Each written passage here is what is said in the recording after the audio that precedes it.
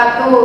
Selamat siang para hadirin sekalian. Pada kesempatan ini kita akan melaksanakan sebuah debat pada bidang kritik sastra dengan topik kritik feminisme dalam film Fatmawati terhadap bentuk representasi kesetiaan budaya dan cerminan personal seorang wanita. Terkait dengan mekanisme debat, yakni masing-masing tim, yakni tim pro dan juga tim kontra akan menyatakan pernyataan awal, lalu dilanjutkan dengan sesi sanggahan dan ditutup dengan pernyataan penutup. Mari kita mulai dengan mendengarkan pernyataan awal dari tim pro. Untuk tim pro dipersilakan.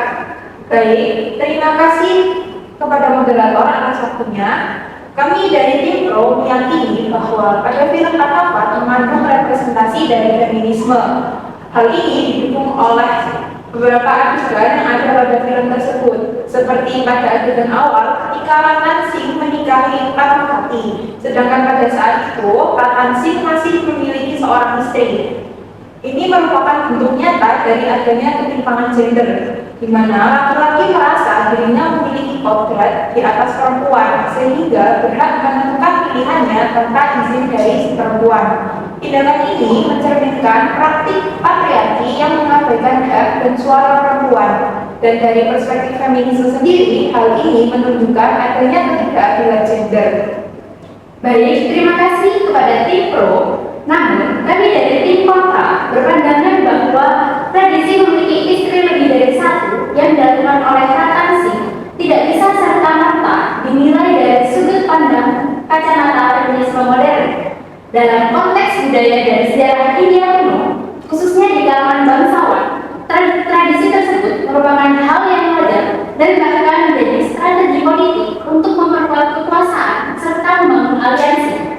Oleh karena itu, tindakan Nansing harus dipahami sesuai norma zamannya, tidak boleh langsung memberikan standar feminisme modern. Selain itu, perlu kami tegaskan bahwa pada masa kerajaan India kuno, tradisi seperti itu merupakan bentuk budaya yang khas, jadi tidak bisa langsung dihakimi dengan standar feminisme modern. Sekali lagi saya ulang, tidak boleh dihakimi dengan standar feminisme modern, namun perlu mempertimbangkan aspek-aspek kebudayaan dan nilai historis yang telah ada. Terima kasih atas pandangan tim kontra. Namun justru disinilah letak persoalan yang kami maksud. Memang benar bahwa praktik memiliki lebih dari satu istri pada masa itu dianggap wajar secara budaya dan politik. Tetapi dari perspektif feminisme, hal tersebut tetap menunjukkan adanya ketimpangan gender. Alasan tradisi ataupun strategi politik tidak bisa digunakan tanpa merugikan perempuan. Film Fatmawati sendiri menampilkan hal ini secara jelas, yaitu bagaimana perempuan dijadikan bagian dari strategi kekuasaan laki-laki. Maka terlepas dari konteks sejarahnya, adegan tersebut tetap relevan untuk menunjukkan adanya praktik patriarki yang menempatkan perempuan pada posisi subordinat. Inilah yang menunjukkan bahwa film tersebut memang mengandung representasi feminisme. Baik, kami memahami kritik dari tim pro yang menilai bahwa tradisi beristri lebih dari satu merupakan bentuk ketidakadilan bagi perempuan. Namun, perlu ditegaskan kembali bahwa pada film Fatmawati adalah kisah berlatarkan sejarah. Pada masa itu, pernikahan seorang raja dengan lebih dari satu istri merupakan hal yang tidak tersangkut pautkan dengan hubungan pribadi. Namun, sebagai sarana diplomasi untuk menjaga stabilitas politik yang memperkuat kekuasaan dari raja itu sendiri. Jadi, menilai tindakan Nansing semata-mata dari sudut pandang feminisme modern berisiko menyangkal nilai budaya juga sistem sosial yang berlaku pada zamannya. Jadi, tindakan Nansing sebaiknya dilihat dalam konteks sejarahnya, bukan langsung diukur melalui kacamata feminisme masa kini.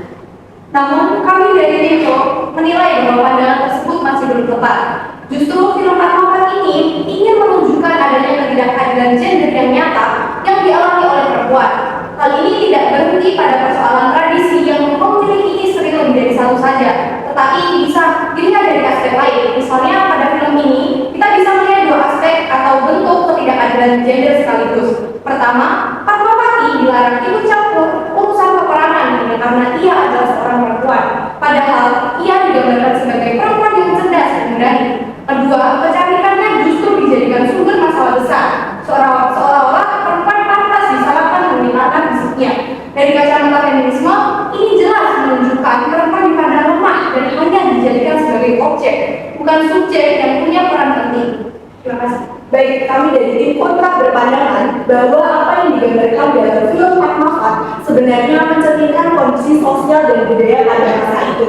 Nah, larangan Fatmawati untuk ikut perang tidak semata karena meremehkan perempuan, tetapi perang pada masa itu memang sudah dipandang sebagai ranah laki-laki.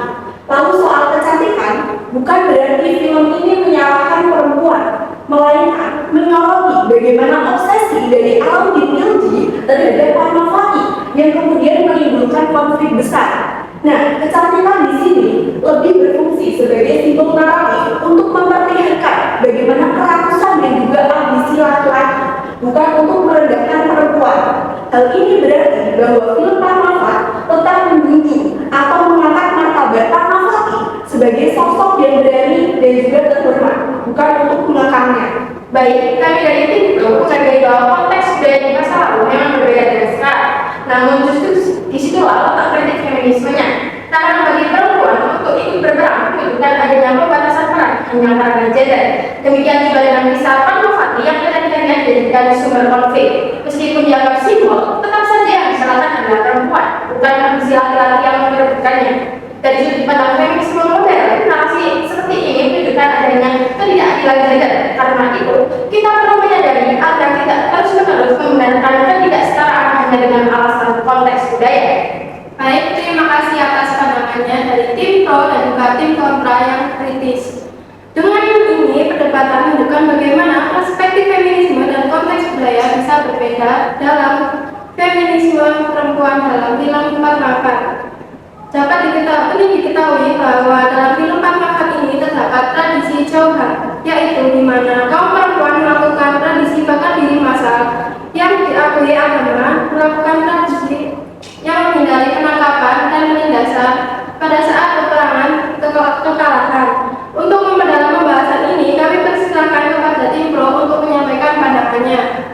Baik, terima kasih atas kesempatannya. Sebelumnya kami dari tim pro perlu menegaskan terlebih dahulu bahwa jauhar adalah sebuah tradisi di India kuno, yaitu sebuah praktik bunuh diri massal yang dilakukan oleh para perempuan bangsawan pada zaman itu ketika kerajaan mereka kalah dalam perang. Agar tidak jatuh ke tangan musuh, Izin menambahkan, dari perspektif feminisme, tradisi jauhar jelas menunjukkan adanya ketidakadilan gender. Mengapa perempuan harus menanggung beban kehormatan keluarga dan kerajaan dengan cara mengorbankan nyawanya? Padahal laki-laki yang kalah perang masih digambarkan sebagai pejuang, sementara perempuan dipaksa menghilang demi menjaga martabat kerajaan. Inilah bukti lain bahwa film Fatmawati mengandung representasi feminisme karena memperlihatkan bagaimana sistem patriarki membebankan standar kehormatan secara timpang kepada pihak perempuan. Terima kasih, kami dari tim kontra menghargai argumen dari tim pro. Namun, perlu diingat bahwa tradisi jauhar tidak bisa langsung dipandang hanya sebagai simbol ketidakadilan gender. Dalam konteks sejarah India kuno, tradisi ini dipilih sebagai strategi terakhir untuk melindungi harga diri perempuan dari ancaman pelecehan dan perbudakan oleh pihak musuh. Artinya, perempuan bukan dipaksa, melainkan justru diposisikan sebagai penjaga kehormatan tertinggi dalam masyarakat bangsawan saat itu. Memang, dari sudut feminisme modern, jauhar tampak tidak adil. Tetapi, bila dilihat dalam kerangka sudut feminisme dalam kerangka budaya, tradisi ini justru dianggap sebagai bentuk keberanian perempuan menghadapi kondisi ekstrim. Dengan demikian, jauhar harus dimaknai sebagai ekspresi keberanian dalam budaya pada zamannya, bukan semata praktik patriarki yang menekan perempuan.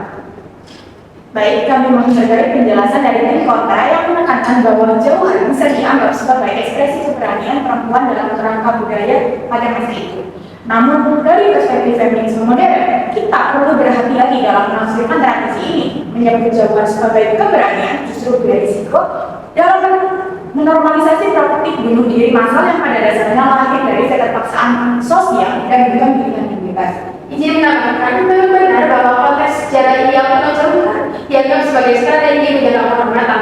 Tetapi, jika kita teliti standar kehormatan itu dibebankan sepenuhnya pada perempuan, laki-laki yang kalah perang tetap dianggap sebagai ksatria, sedangkan perempuan yang tidak melakukan jauhar dianggap menodai martabat keluarga dan kerajaan. Jadi, adalah ruang bagi perempuan untuk benar-benar memilih. Terima kasih. Kami dari tim kontra memahami bagaimana bagaimana kegelisahan dari tim pro. Tetapi kami tetap berpandangan bahwa Jauhar tidak bisa serta-merta dipandang sebagai keterpaksaan penuh.